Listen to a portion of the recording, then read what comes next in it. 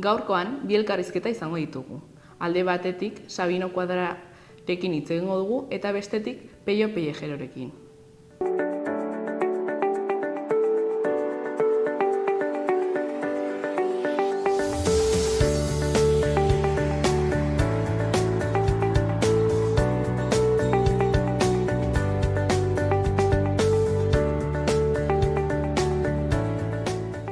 Goazen orain, gaurko efemeridak ikustera.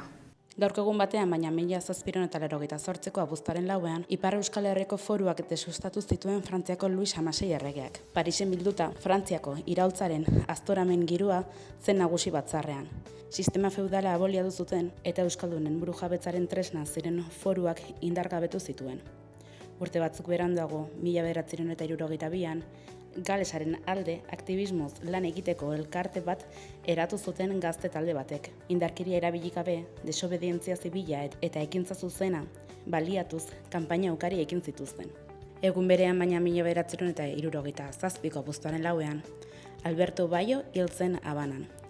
Kuban jaioa, Espainiaren kolonia zela, Afrikako iparraldean Rifeko gerrara eraman zuten Espainiar armadan, naiz eta berak erresistentzia rifertarren aldeko ikuspegia izan. Eta bukatzeko, 1975ko abuztuaren 4ean, katazka izan zen Espainiako eta Frantziako polizien artean mugan. Etako kide Juan Miguel Arzelus Hego Euskal Herrira muga gurutzatzen alde egindu zen auto baten maletegian, baina Espainiako polizia ohartu zenean korrika aduana frantsesera joan eta han hartu zuen babes.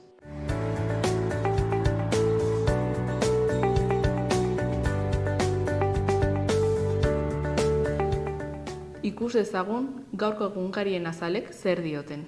Diario Notiziasen egunkarian horrela dio lerroburu nagusiak, Nafarroako administrazio enpresa pribatuek baino 40%. Nafarroako administrazioak enpresa pribatuak baino 40% igo ditu soldatak azken hamarkadan. Batez besteko soldata 5.900 eurokoa izan da, eta funtzionarioena berriz 9.700 eurokoa. Medikuak handitu dute gehien soldata. Argazki nagusian, Iruñeko hiri-trena, bidaia, trenbidearen interpretazio zentrotik. Argazki azpian bi titularrak alde batetik Erdi Arora itzultzea Lekunberrin. Bestalde, erromantzatuan egindako ardi mozketaren erakustaldia. Eskuineko aldean, dagoen zutabean 5 albiste ditugu. Batetik, Etaren uda odoltsuaren 25 urteak. Jarraian, alkolak osasunean dituen ondorioei buruzko makroikerketa baten buru da Nafarroa. Gainera, ostegunean 40 gradura iristea aurreikusten den bero bolada hasi da. Azkenik, Kijertarren garaipen bikoitza Espainiako txapelketan. Diario de Navarra egunkarian honela dio lerroburu nagusiak. Gora egiten du, erreklamazioak txartel bidez revolbi Nafarroan gardentasun falta eta 27%ko interes handiengatik. Argazki nagusian, Lizarra festa da egun handian eta tradizioz eta kolorez betetzen ditu kaleak. Ezkerraldeko berrietan, batetik, temperaturak maksimoak aste honetan Nafarroan, 30 eta 40 graduen artean. Bestetik, udako porrak familiako gatazkak areagotzeko denbora. Ondoan, Aita Santuak beste mundu baten ikurden gaztetasunaren jubileo jendetsuari agur esan dio. Goiko aldera bagoaz, 3 berri daude. Lehenengoan, Rubenen hitzetan, kostatzen ari zaigu egokitzea. Bigarrenean, Txemi Urtasun eta Ricardo Uriz ikastunak. Azkenekoan, Nafarrako atletak 4 podio nazionalean.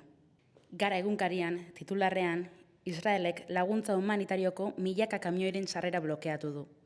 Agintari islamiarrek 22.000 ibilgailu Gazara heltzea eragotzi dute. Kosetea gero eta okerragoa izanik eta hildakoen kopuruak gora egiten duelako. Argazkian, hondartzatik betiko sufrimenduarekin amaitzeko deia egin dute. Goian, 3 albiste daude. Lehenengoan, Amaia Ereñagaren erreportajea. Lore bat eta kamera bat zauriak isteko. Ondoren, Zierbena eta Arraun lagunak garaipen lekeition. Azkenik, Gasteiz prest dago jaiei hasiera emateko. Goian, eskuinean, Iñaki Iriondoren analisia. Ertzaintzarekiko jarrera ekokia du EAJak. Euskal Herria irratari dagokionez, titular nagusian, abuztuaren 5-tik 23ra, Arresietako jaialdia jarriko du martxan Iruñeko udalak. Guztira, 18 ikuskizun izango dira, guztiak doain eta kalean. Inigo Gomezeren hitzetan, kulturaz kalean gozatzeko aukera eman du Arresietako jaialdiak. Eskuineko Berrietan goikoan Aezkoa eta inguruko ibarretako 6 artisau garai kolektiboa sortu dute. Ariben kokaturik dagoen garai batean azoka paratu dute. Abuztuan, asteazken arratsaldetik igandera bitartean izango da zabalik. Katalin Baber horietako bat izanik, berak, loreak bildu eta prentsatu ondoren sormen lanak egiten dituela esan du. Bekoan, gure zirkua irailean iritsiko da Malerrekara.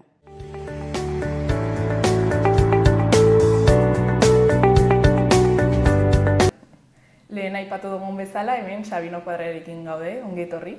Esker mila. Bueno, duela gutxi azaleratu zen lege berri bat. Nola jasan zenuten lege berri horren azalera? Bueno, aurre proiektua da, oraindik. Legerik ez, tramitazio luzea izanen du, suposatzen du, kongresuan. Espero dugu, legegintza honetan bukatu izatea zen aurreko legegintzan gertatu zen antzeko proiektu bat onartu zuela gobernuak eta gero kritikak alde guzietatik, inkluso estatuko erakunde ofizialetatik eginak, eta azkenean kajoi batean geratu zen. Orduan suposatzen dugu, ibilbide hobeago izanen duela honek, eta horren esperoan gaude, martxan jartzen den eztabaida kongresuan. Eta konta iguzuz pixkatzeri buruz doan aurre proiektu hori? Bueno, luzea eta importantea, orduan, artikulos,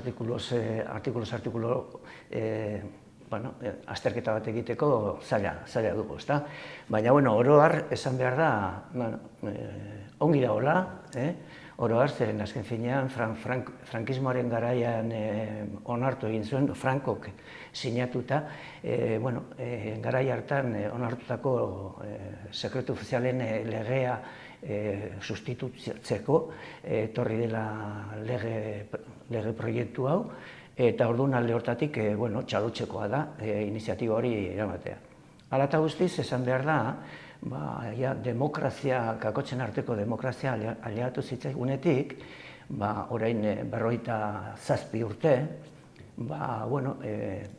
berdin PP-ko gobernuak,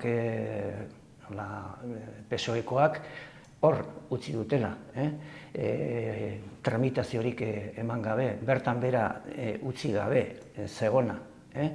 Eta urte horietatik, 29 urtez egon da PSOE gobernuan lege hau ukitu gabe. Orduan, pentsatzen dunik, lehenbiziko azalpena izan beharko zela, gobernuaren aldetik barkamena eskatzea. Lan hori ez egiteagatik.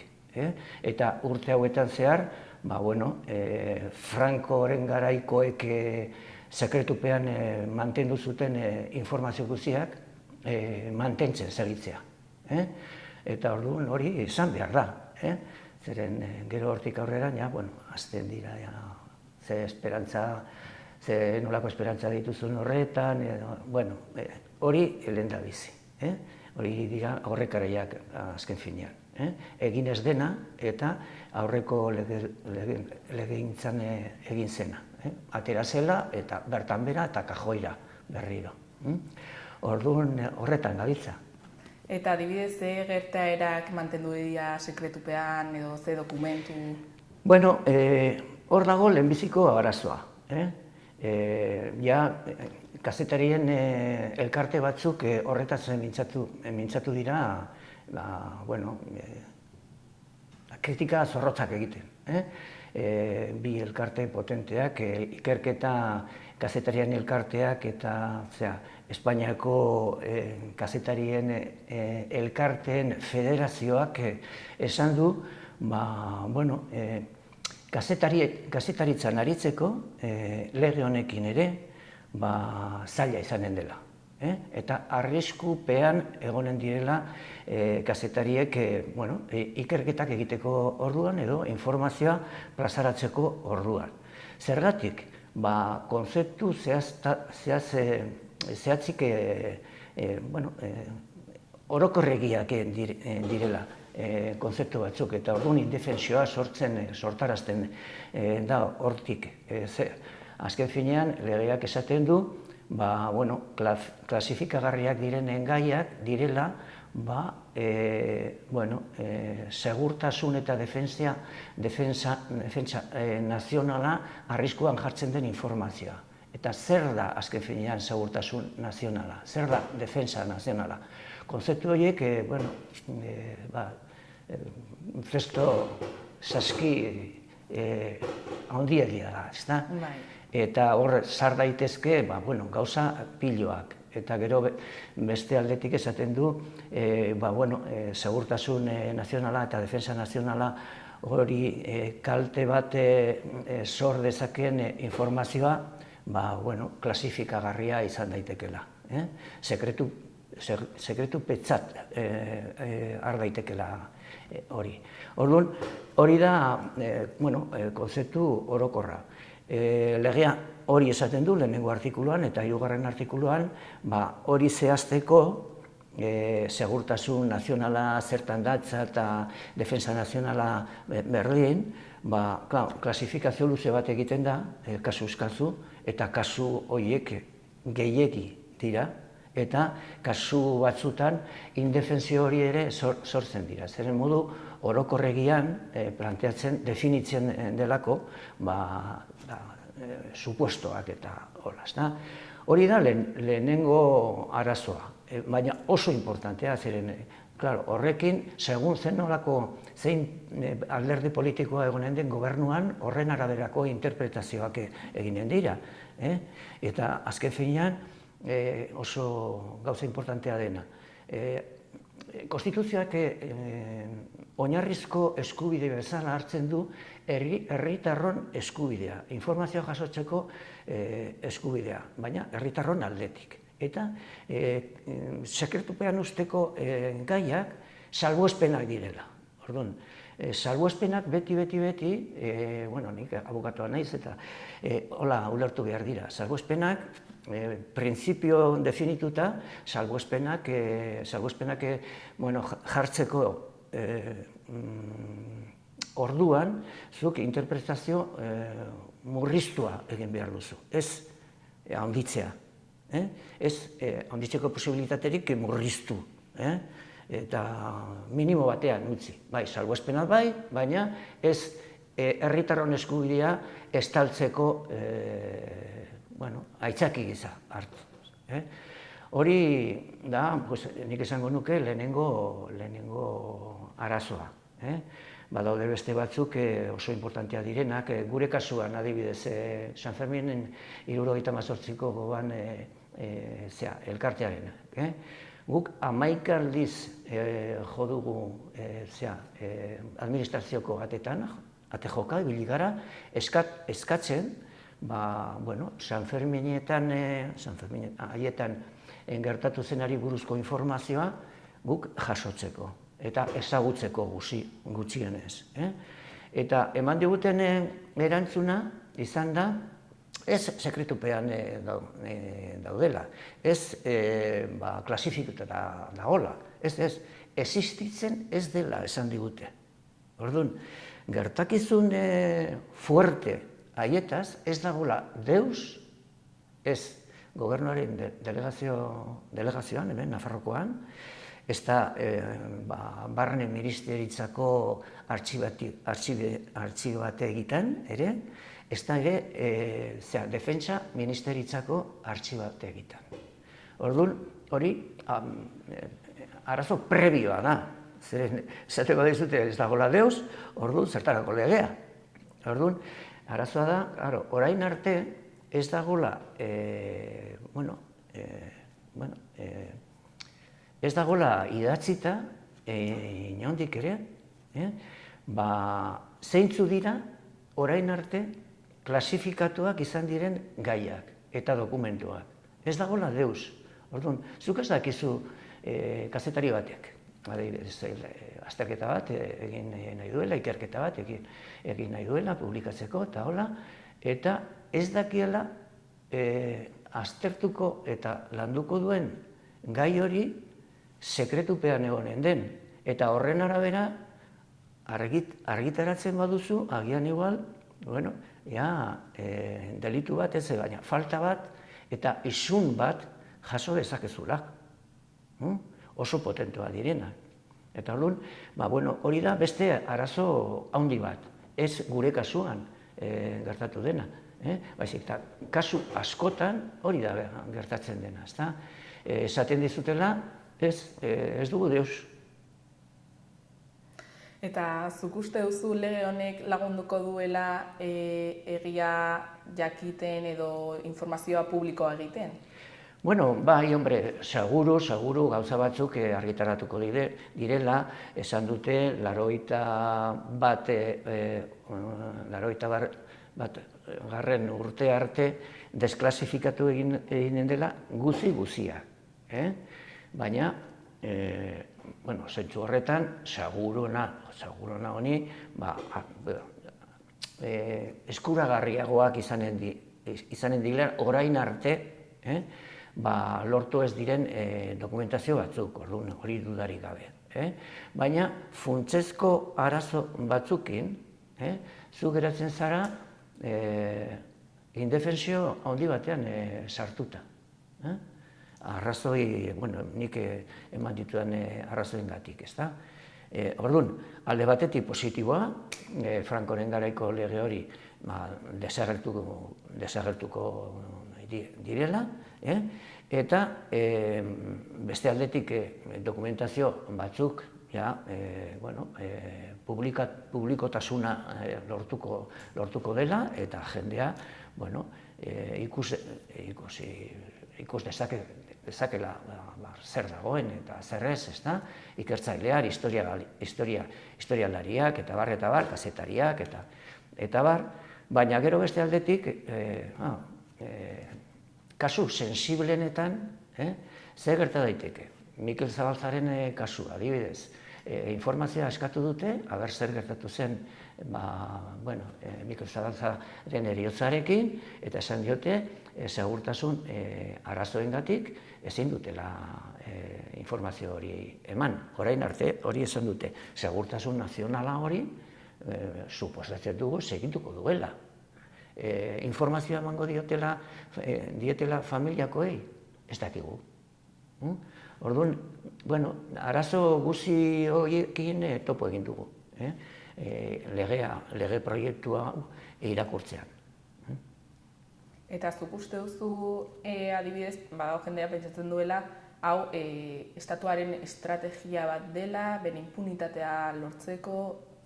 Orain arte gutxienez lehen esan dudana, ez da? 29 urte zegoen dela PSOE-ren gobernua, pausorik eman gabe. Zergatik egin du hori? Interes politikoengatik, argi eta garbi. Zeren, Francoren garaiko oso lege gutxi mantentzen dira indarrean, horietako bat, politikoena zena, sekretu ofizialen legea. Orduan, esan dudana, zeintzuk izanen dira kasu batzutan, demagun, 23F, edo San Ferminekoetan, edo martxoaren 3an Gasteizen gertatu zena horren aurrean. Zer gertatuko den horrekin, edo torturen kontuekin. Torturen kontuekin, hasi dira gauza mugitzen, hemen Nafarroan, Baskongadasetan, eta ematen du, hasiko direla mugitzen baita ere estatu mailan. Baina, orain arte, jakiten duguna, da, bakarrik, biktimek jasandako erasoak zeintzuk izan dira. Baina legeak onartzen ez duena da biktimarioen izenak zeintzuk izan ziren. Eta funtzionario horiek egin zituzten delituak zeintzuk izan ziren. Bakarrik biktimen eskubide batzuk agertzen dira horretan. Baina parte importante bat, azken finean, giza eskubideen kontrako krimenak gertatu dira. Eta zuk horren aurrean jakin nahi duzuna eta jakin behar duzuna da, ez bakarrik bai zu izan zarela biktima, ez zu jakin nahi duzuna eta jakin behar duzuna da, zein izan zen tortura horiek egin zituena. Zeren azken finean hori eskubide publiko bada. Torturatzaileak zuk atxilotzen lanetik ateratzerakoan atxilotzen bazaituzte, interes handia duzu zure itaunketa torturatzaile bat ez izatea aurrean. Eta orduan, gauza guzti horiek oso importantea, eskubide publikoa direna, ez bakarrik biktimena, baizik eta gizarte osoarena. Orduan, zer gertatuko den aurrea begira? Ez dakigu, ikusi behar. Kazetarian elkarte horiek esan dute, arriskuan jartzen dela bere lana, eta kazetaritzan aritzea eta hola, baina esan dutena da, horren ondorioz, sakonki aldatu egin beharko dela aurkeztutako lege proiektua, sakonki. Ez hiru tontakeri eta hola, ez. Funtsezko arazoak ditula lege proiektu horrek, eta argitu behar dela ongi. Aipatu duzu, informazioa eskatzeko ezetz esaten zutela, segurtasun gauzei gatik. Zuk uste duzu orain erraztasun gehiagorekin emango dutela informazioa, edo ez? Bueno, esan dizudana, ez da. Arlo batzutan, bai, eta aurrera pausoak emango dira, fijo, seguru. Baina, kasu larrienetan, zer gertatuko den, zalantza handiak ditut. Ikusita, orain arte, PSOEren jarrera zein izan da. Zailtasuna jartzen, zailtasunez bete bidea, eta orain arte, errepikatzen dut. PSOEk egon da gobernuan, 29 urtez, eta gaia ez da mugitu. Orain hasiko da mugitzen. Norainoko pausoak emanen diren, ni zalantza handia ditut. Eta zeintzuk izan dira dokumentuak eskuratzeko zailtasunak?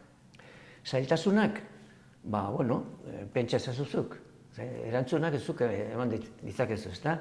23F-ko kasuan. Norainoko ailegatuko diren ikerketak. Erregearen papera, alde guztietatik agertzen dena eta publikatu egin dena artikulu asko eta asko esaten erregea sartuta egon zela horretan. Dokumentazio, erregeari dagozkion dokumentazioak publikoak izanen dira. Noraino egon zen sartuta erregea estatu kolpe horretan? Zuk erantzun. Nik, hori esan dudana, zalantza handiak ditute. Fondoraino alegatuko dugu. Dela, horrekin. Eta beste kasu batzukin, berdin, torturen kasuan jarri dizut. Bai, aurrera pausoak biktime duten eskubideak errekonozitzeko, baina hor ez da bukatzen kontua. Memoriaren munduan, azken finean, memoria gaia 3 hanka ezberdin ditu. Egia, errekonozitzea zer gertatu den, justizia, orain arte, justiziarik ez dugu ikusi. Eta erreparazioa. Erreparazioa ez da bakarrik ekonomikoa gauza batzutan, eta erreparazioa integrala egin behar. Gero, errepikaziorik ez izateko, errekipenarik ez izateko, ezta? Orduan, neurri batean positiboa izanen dela, baina zalantza handia ditugu, ez guk, sanfeminitakoek, kazetari horien federazioak esan duena. Arriskuan eta arriskupean egonen dela, segituko duela kazetaritzan aritzeko kazetariek. Eta gizartearen aldetik, interes edo aldarikapena sentitzen duzue gaur egun?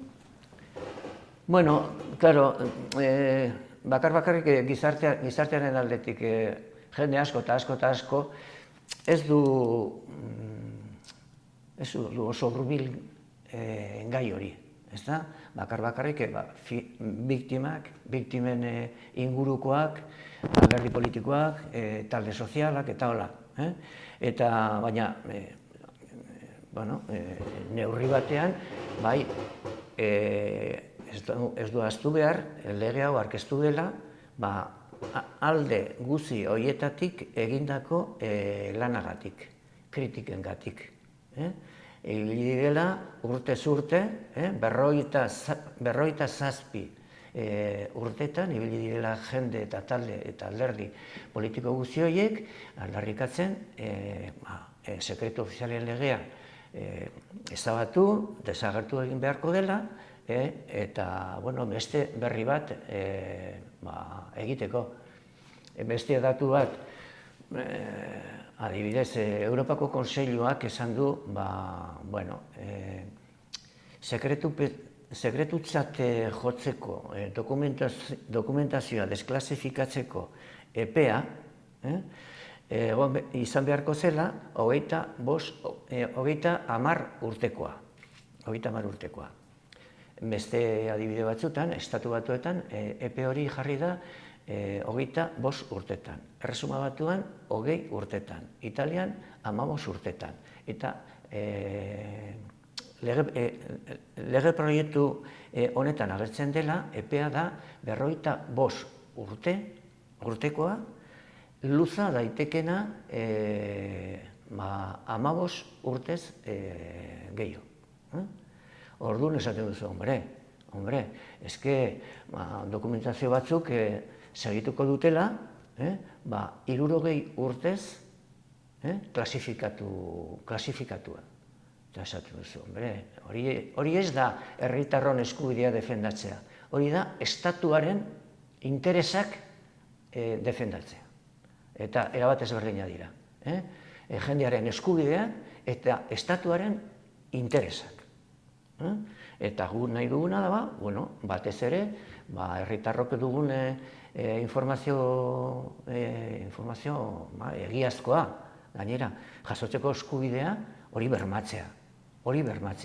Eta salbuespenik badago, salbuespen horiek oso murriztuak izatea, oso txikiak izatea. Salbuespen zerrenda ez bukaezina izatea. Eta gauzak klasifikatzeko posibilitateak gero eta zehatzagoak izatea, ez zehaztu gabe. Hori da. Eta etorkizunari begira, zer sentituko zenuke egia azaltzen bada, adibidez Sanferminetako gertatutakoa errekonozitzen bada? Hombre, txupinazoka ebiliko gara, jakina, zeren orain arte estatuaren aldetik, beste kontu ezberdina da, hemen Nafarroan, Iruñeko udalaren aldetik eta parlamentoaren aldetik jaso dugun harrera, erabat ezberdina.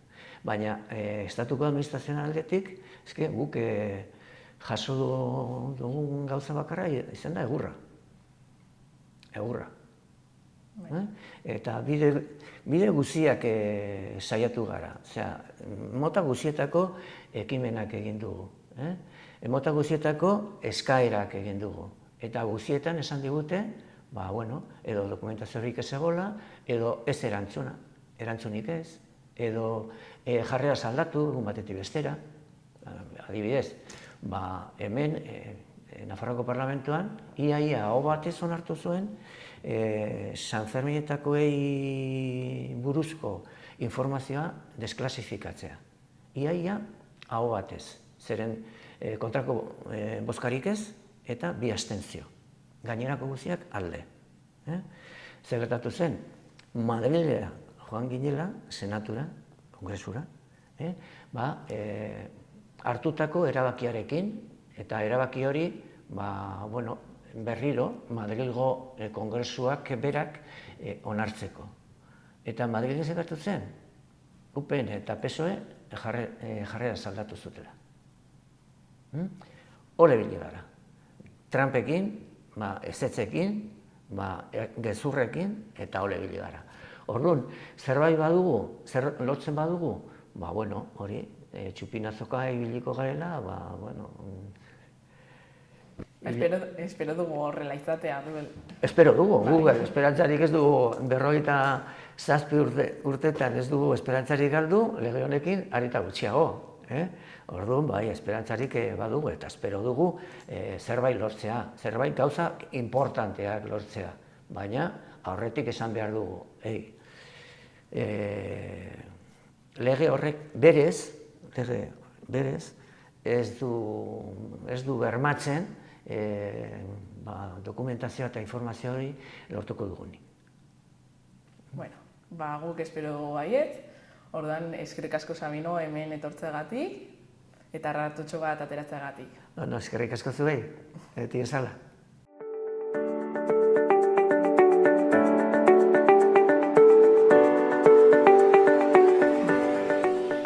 Gaur eta biharko eguraldia. Gaur, beroa zakartu egingo da. Kostaldean izan ezik, gainerakoan 30 graduak gaindituko dira. Eta baliteke hegoaldean 35 graduak ere gainditzea. Zeru urdinean eguzkia jaun eta jabi izango da. Egunaren hasieran behe-lainoak agertu daiteke eta egunean zehar goi-hodei fin batzuk. Baina ez dute inolako ondoriorik ekarriko. Haizea indar gutxirekin ibiliko da. Hego ukitu batekin goizean. Arratsaldean iparraldetik finkatuko da. Barnealdean apur bat arrotuko da eta horrek beroa arinduko du arratsaldearen amaieran. Bihar, beroak arintzera egingo du nabarmen, batez ere ipar isurialdean. Egunaren amaieran fronte bat iritsiko da, nahiko ahulduta eta hodeiak ekarriko ditu Kantauri isurialdera. Gauean, kostaldean, zirimiri ere egin dezake. Alabaina, tarteka ostarteak zabalduko dira, bereziki eguerdi aldera eta arratsaldean. Araba eta Nafarroan, erdi eta hego partean, zerua hodei gutxirekin egongo da. Iparraldeko haizeak bolada gogor batzuekin joko du arratsalde barnealdean. Temperatura maksimoak 24-28 gradu artean geratuko dira.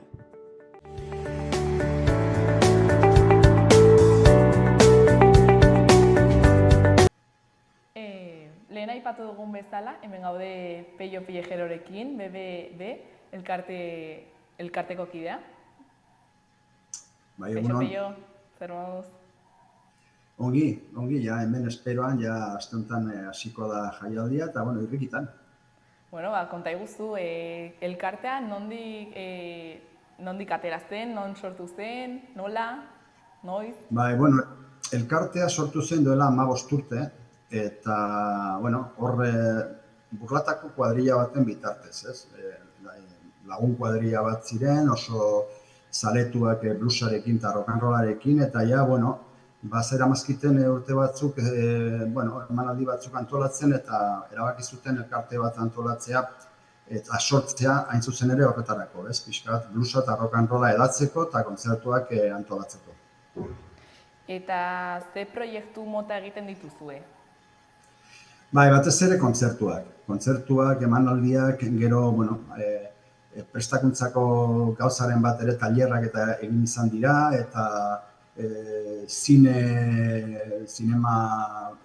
emanaldiak ere bai, eta beti ere, gure funtsa da, gure helburua da blues edatzea. Blues estiloa, blues eta rock and roll, erroetatik hasita, onaino, edatzea, ez? Aurten 18. edizioa egingo duzue, ez banaiz konfunditzen? Bai, hala da. Zuek hasieratik egon zarete blues kontzertuetan antolatzen edo nola? Bai, ni nahiko berria naiz, elkartea esan bezala sortu zen duela 15 urte, ni padamazkit 5 urte sartu nintzenetik. Baina bai, hor badago nukleo bat hasieratik dagoena, eta, orain arte izan du dira hain zuzen ere, elkartearen ekintariak mugitu dituztenak. Aipatu behar da figura bat, ze oso berezia da eta meritu handikoa, eta da Miguel Rubio. Miguel Rubio da Burlatako ile apaintzaile bat, baina oso musikazalea eta hasieratik egon da, eta berari pixkat bera izan duzen zuzendu zuena hasieratik grina hori, burlatar hoien grina hori, eta gainera produkzio lanetan ibili izan da, kontzertuak antolatzen, taldekin harremanetan, eta buru belarriz ibili da hainbat urtez, eta proiektu hau horrela eramateko. Beraz, nik uste dut haren figura aipatzea merezi duela. Eta non egingo da jaialdia? Beti egiten da udal parkean, hor badago jardin polit bat, jauregi txiki bat ondoan, Uranga jauregia, eta da oso eszenatoki zoragarria. Taldei asko gustatzen zaie, liluratuta gelditzen dira etortzen direnean, ezagutzen ez baute, ze batzuk etorri eta bueltatu egiten dute. Eta beti hori, Burlatako udal parkean da jaialdia. Eta aurtengo programazioan badago berriren bat, adibidez, irakurri dut zinema sartu duzuela aurten edo bazegoen ere beste urtetan? Bai, bihar eta etzi bi pelikula emanen dira, lehenbizikoa bihar izanen da, udal parkean ere bai. Uste dut arratsaldeko 7 izanen dela.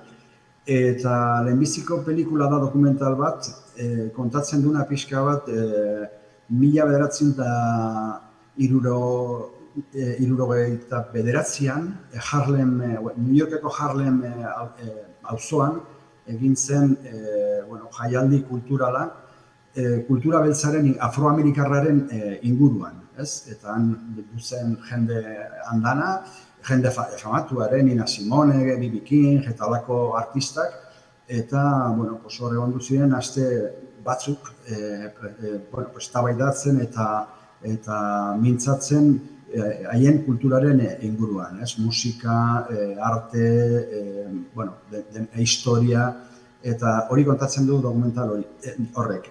Gero, etzi, badago beste dokumental bat, eta hor agertzen da Rory Gallagherren bandak egin zuen tour bat Irlandan zehar 1974an. Eta tour horrekin, bira horrekin egin zuten euren 6. diska. Beraz, Gallagherren zaletuendako oso film aproposa, bai. Eta jaialdia blues noiz egingo da?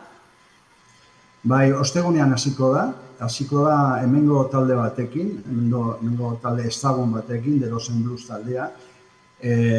Oso eskarmentuko musikariak dira, badamazkite nik uste dute 35 urte ja taula gainean. Egiten dute blues eta soulen arteko mix erakargarri bat. Aipatu behar da abeslarian ahotsa oso ahots beltza dauka eta taula gainean dukan jarrera ere oso aipagarria da. Gero hori da lehenbiziko kontzertua izanen da, 7:30, gainerako egunetan 8:00 hasiko dira kontzertua, baina ostegunean 7:30 hasiko da, eta gero hauen ondotik etorriko zaigu estatu batuetatik Dudley Taft, eta da musikari bat Washingtonekoa, oker ez banago, baina ibili da bizitzen Amerikan zehar hainbat tokitan, eta baita ere izan zuen denboraldi bat Seattleko grunge giroan, eta berak naiz eta rock and roll eta blues erroetatik edan, grunge ikutu hori nabaritzen zaio, eta nik uste dut emanen digula kontzertu gogorra, gitarreroa, gitarra distorsionatuak eta kaineroa. Hori, ostegunerako nik uste dute oso menu ederra izanen dugula, asteko jaialdia. Aipatu duzu Miguel Rubio dela antolatzaile garrantzitsua. Ze beste elkarteak ere parte hartzen dute jaialdian? Hor badira, harrapatzen hauzu, badira babesle batzuk, ez? Udala, Jakina, okerrez banago gobernua ere bai, eta, bueno, begiratu beharko nuke zehatz-mehatz zeintzuk diren babesleak, baina bai, badira babesle batzuk. Eta urtean zehar zure elkartea beste ekitaldiak egiten dituzue? Bai, ekitaldi nagusia da oraingo hau, jaialdia, Muskiko jaialdia, baina gero badira beste ziklo txiki batzuk egiten dienak urtean zehar, lehenbizikoa, hau pasatagero izanen da Parkean Blues, egiten dena iraila partean edo, gero Udazkena Blues egiten da, eta Udaberri Blues ere bai. Kontzertu are bat edo kontzertu bakarra, baina beti badago zer urtean zehar. Bai. Eta gero baita ere, oraingo jaialdiarekin, abuztuko jaialdiarekin egiten da argazki lehiaketa bat.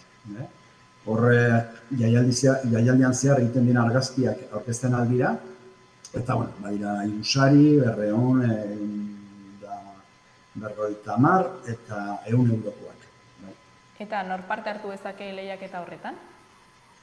Edo zeinak, argazkiak ateratzen dituna eta nahi duena pixka bat aurkeztu. Bale, burlatakoa... Aurkeztu behar dira Burlatako Kultur Etxean, eta aurkezteko epea da abuztuaren 21-etik begiratuko dut, 21-etik 27-ra. Eta hori aurtengo berria izan da? Ez, iaz ere egin zen, eta duela 2 urte guztut ere bai.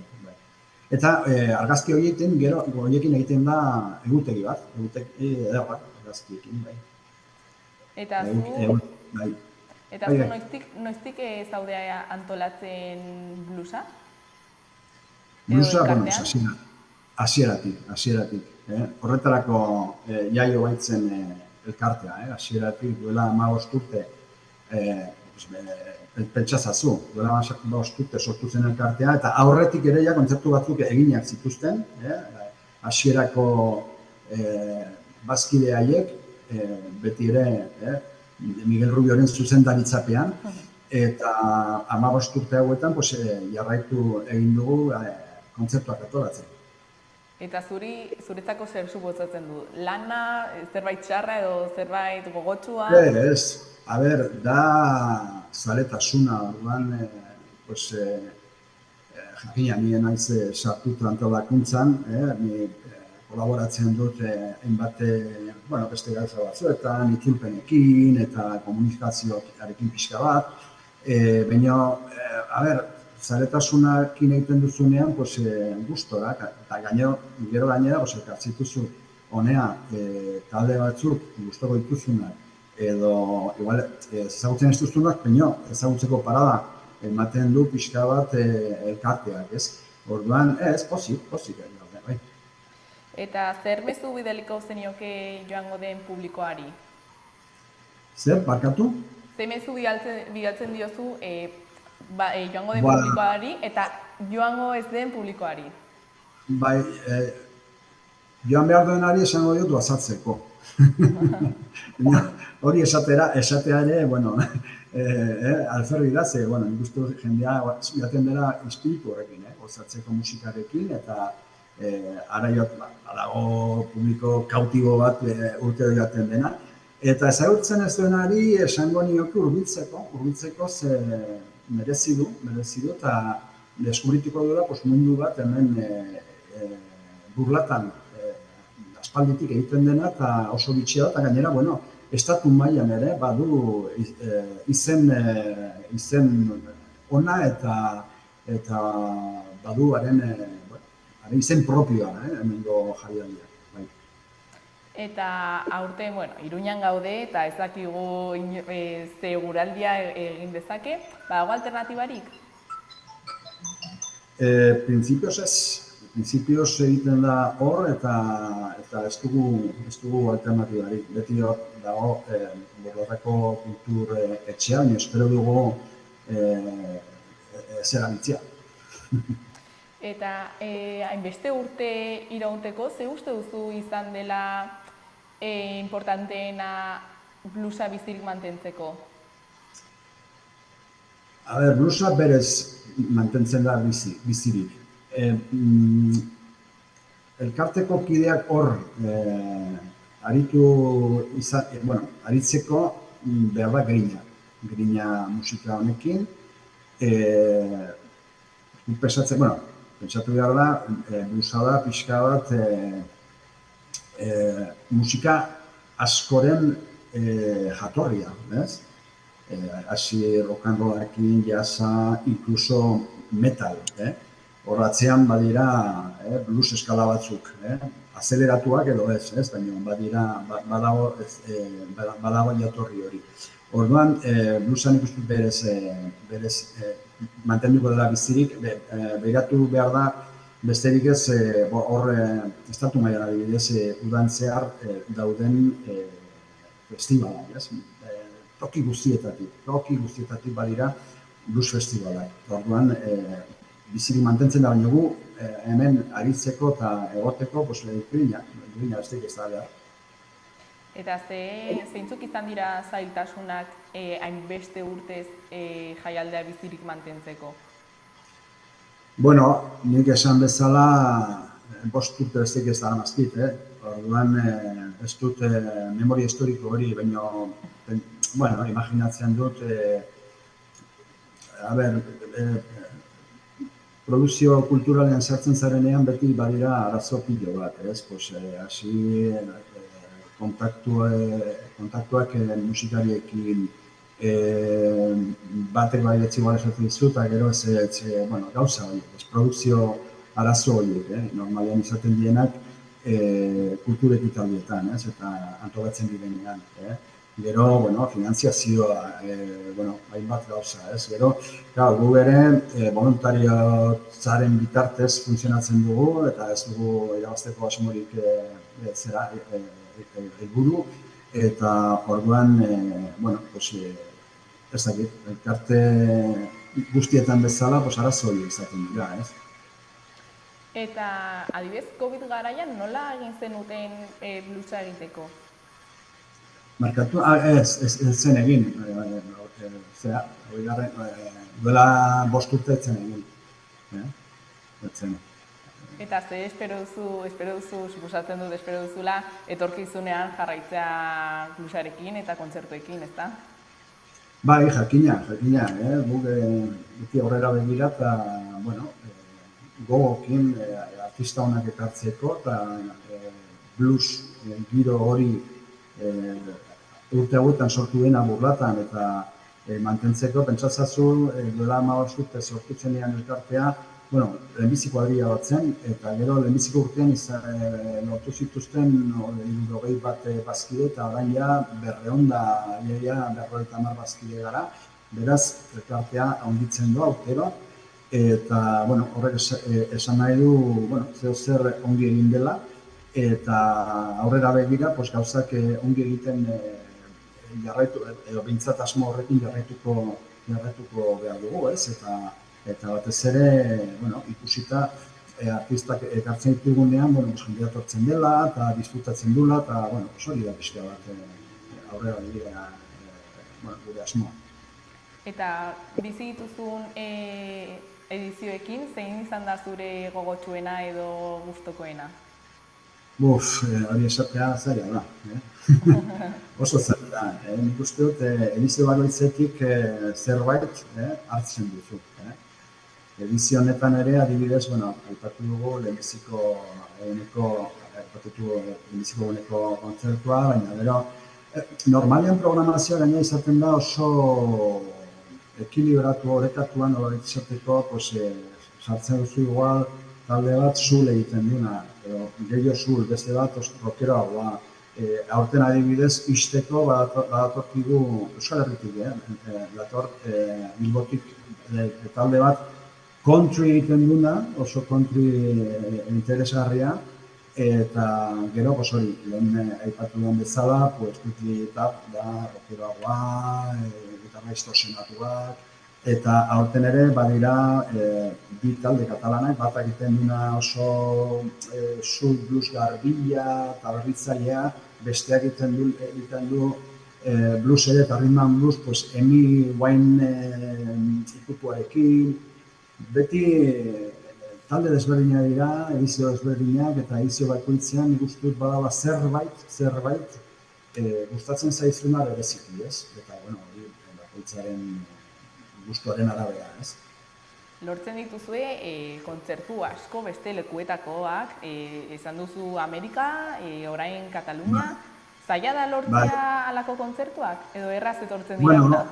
Bueno, hori da, produkzio teknika izaten dira, ez? Eta baina bai, begiratu behar da asko, telefonoa hartu behar da asko, begiratu behar da baita ere, bueno, talde interesatzen zaizkizun taldeen birak mindik nora dihoazten, aurten adibidez, bueno, esan dugu, Dudley Duff estatu batuetatik datorrela, gero Lady Luck eta Maria Carbonell Blues Mood hauek dira katalanak, baina gero badago Mate Pascal adibidez ostegunean, ze lehenbiziko bi kontzertuak asteazkenean izan dira. Ostegunekoa lehenbizikoa Mate Pascal da, italiarra, da gazte bat, 25 urtekoa. Hau egon du da hemen Burlatan, iazko Blues Parkean oferriz banago, eta Zapore hona utzi zigun, eta berriz etorriko da aurten. Eta hau da Italiakoa, gaztea 25 urtekoa, baina oso ezaguna Europa mailan, ibili da estatu batuetan, Mississippi eta Tennessee estatuetan jotzen toki garrantzitsuetan. Gero daukagu frantziar batzuk, frantziar ostiralean, Repina Pepesos, hau dira Occitaniakoak. Eta, bueno, hor produzio lanetan ibiltzen dienak, eta batez ere Miguel Moreno hau, bueno, ja badalkate esperientzia bat, ibiltzeko pixka bat zirkuitoetan, eta artistekin harremanetan jartzeko, eta hori guztia. Eta nabaritzen da, urte desente, karteak badaramala urte desente, hauek antolatzen. Horrek matizu eskarmentu bat, eta, bueno. Ikusten da, lan asko dagoela atzean. Zerbait komentatu nahi duzu, bukatzeko? Bueno, animatzeko jendea joateko, jende gazteare bai, edadean sartuta gaurrenok ziur joanen garela, baina jende gaztearen dako ere plan polita izan daitekela. Bueno, eskerrik asko oso interesgarria ikusten da, eta espero dugu ongi joatea. Mi esker. Vale, eskerrik asko zuei. Aio. Aio, agur.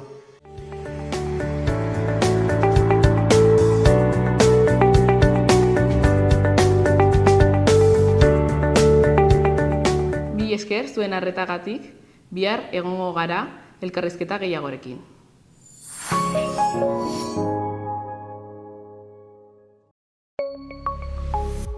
Gobierno de Navarra. Nafarroako gobernua.